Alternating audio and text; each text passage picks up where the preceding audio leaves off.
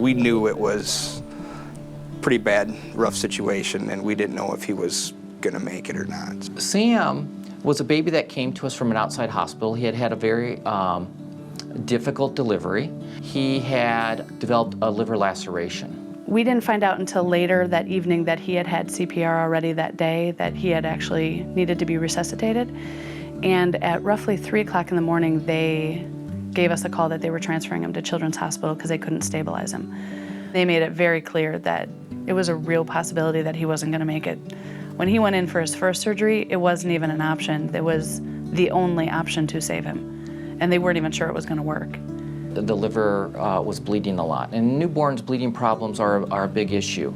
After that first surgery, the next day he actually started bleeding out from it again, and they had to do the same surgery again. You know, within 36 hours, 48 hours, he had had 2 major surgeries. Over his months in the NICU, he had 11 operations, 4 of which he was so sick that he couldn't even leave the NICU. They had to do the operation in the NICU itself.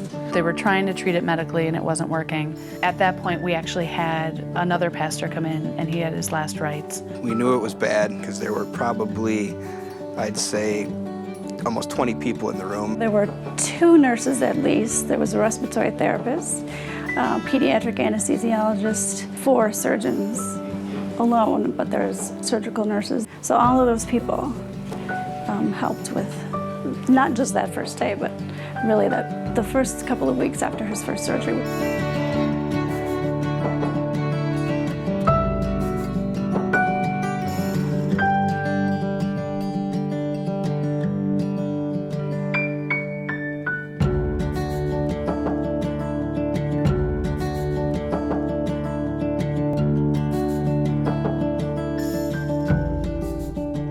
They sent us home September 30th of 2010. And I looked at Scott and I said, they must think we're really smart to let us take him home, because from what care he had been given 24 hours a day, 7 days a week, to us coming home was incredible, unbelievable.